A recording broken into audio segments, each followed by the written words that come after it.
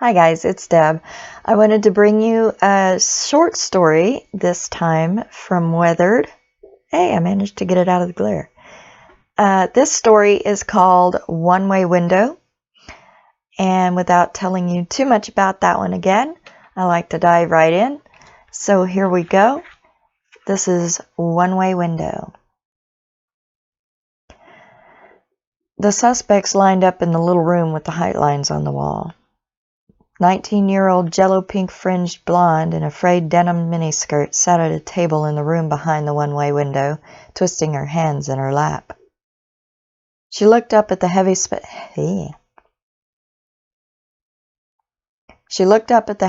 Inspector Davies with pleading brown doe eyes, one of which had recently been blacked. Hey, he said, no worries, they can't see you. Just have a quick look at each one and let us know who did this to you. We'll make sure he doesn't hurt you again. Davies spoke the lie as fluently and convincingly as he could manage, knowing the damn DA would probably cut a deal with the psycho that hit her just to get the guy's meth dealer. The too-thin girl in the chair beside him quivered so violently, Davies thought she was going to fall out of the seat. Instead of falling out of her seat, the girl turned to face the one-way window, examining each smarmy face and scrawny, subversive stance. Once told she was hidden, her shaking subsided as the fear faded from her expression and was replaced by something else. Her features sharpened. Her eyes narrowed ever so slightly. She leaned forward in her seat, putting her arms on the table and twisting her legs around the legs of the chair. It was almost as if she looked predatory. Davies watched her silently, marking each change in her expression for congruity with the rest of her actions. So far, nothing added up. The cup of water that she'd seemed so intent on earlier sat forgotten off to the left. Her hands, no longer ringing in her lap, were tense on the table as she watched one, and only one, of the suspects as intently as a cat. He could feel the sweat beginning to etch a line down between his shoulder blades. Davies was a little claustrophobic in here anyway. Big man, tiny room. The girl's strange behavior did nothing to ease the feeling. That one there? He urged, hoping to hurry her along and get somewhere open. At first she didn't even acknowledge his voice, but then slowly she nodded, her eyes never leaving the tweaker in question. Oddly, the tow-headed tweaker, number 4, about 5'6", and all of 90 pounds, grew more restless the longer she stared. So did Davies. Good then, we're done. He cracked the door open just a little, letting in the air and light from the hall. He'd seen victims break before, but only on tape. He'd never been in the room with one. Davies had no intention of starting a trend today. He stood there creaking the door open until he was half in and half out, mopping his receding hairline and growing brow. The sweat had now pooled there and was threatening to run into his eyes. What the hell was wrong with this chick? Trauma could do strange things to a person, and she'd obviously been in a physical struggle, but this was almost like, nah. Davies flipped the light to signal the suspects to leave, simultaneously speaking into the microphone in the panel, saying, "Number 4, stay where you are, please." Number 4 stopped in mid-stride, but looked as if he might bolt any second. Briefly, Davies wondered if the kid could feel her staring at him, and sympathized.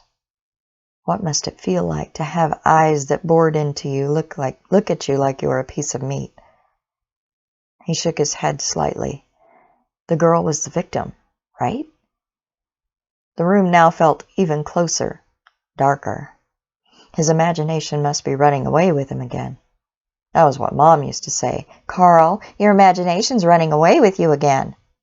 But she hadn't been there when the shit started flying around the room. She hadn't been there when the priest ran out and said there was nothing he could do without a papal order. There was nothing wrong with his noggin. All the tests said so. He just had a really active imagination. Right.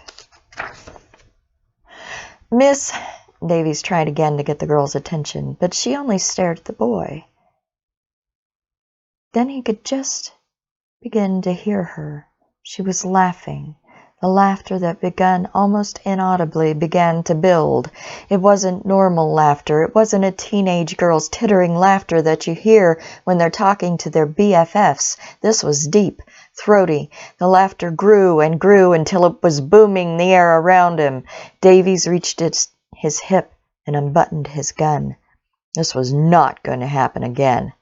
"You need to come with me," Davies cried into the now shuddering room, trying somehow to control a bladder with a mind of its own and a heart that raced wildly. He was an officer of the Tulsa Police Department, would not go there today, not at work. Not until he watched the girl rise from her chair and then up off the floor to her with her feet dangling 3 inches above the ground and begin to rotate. Her arms came up from her sides, and she spun slowly there in midair like a bruised crucifix, her head lolling backward completely, and this roaring laughter issuing from her small throat. Davies watched as she spun there beside the chair, and her face became a caricature of evil. Finally, he could wait no longer. Carl Davies drew and fired. The girl dropped to the floor in silence, and he dropped the gun on the carpet. The boy on the other side of the window had hit the floor and was now presumably cowering there, having heard the gunshot. Suddenly there were hands on Davies. Concerned faces were speaking things to him he couldn't hear. When his hearing returned, he could hear them asking each other what happened. He heard someone saying that the boy was dead too, but they couldn't figure out how. All he could think to say was, "I shot the demon. I shot the demon. I shot the demon," which he repeated and repeated as they cuffed him and led him out of the room where the girl who had moments ago come to him for help lay, her blood dripping down the glass of the one-way window that she'd hidden behind to turn into the demon. At least they would never bother her at work. And that was One-Way Window. Got a lot of stumbles in there. I'll get better at this, I hope, and if not, I apologize. But I want to do these readings as real and as raw as I possibly can because, well, practice. And I don't know. I just think it's better that way. Because it's similar to being in person. There may be a few times I have to take a few... There may be a few times I have to do a few takes, or I may have to stop, start again, and edit. But I'll try to do that as little as possible because I want you guys to have like an authentic reading experience. I'm hoping to get better at this as I go and to share with you a lot more from Weathered. Try to get those in every day, and if not this month, then I definitely want to try to vlog every day next month. So even if it's not a reading, I'll be bringing you something every day in April. So if you want to stick around, click that subscribe button, go ahead and hit that bell so you get notified when we put up new videos, and there's gonna be a bunch of them. So until next time, be safe, be well, and we'll see ya.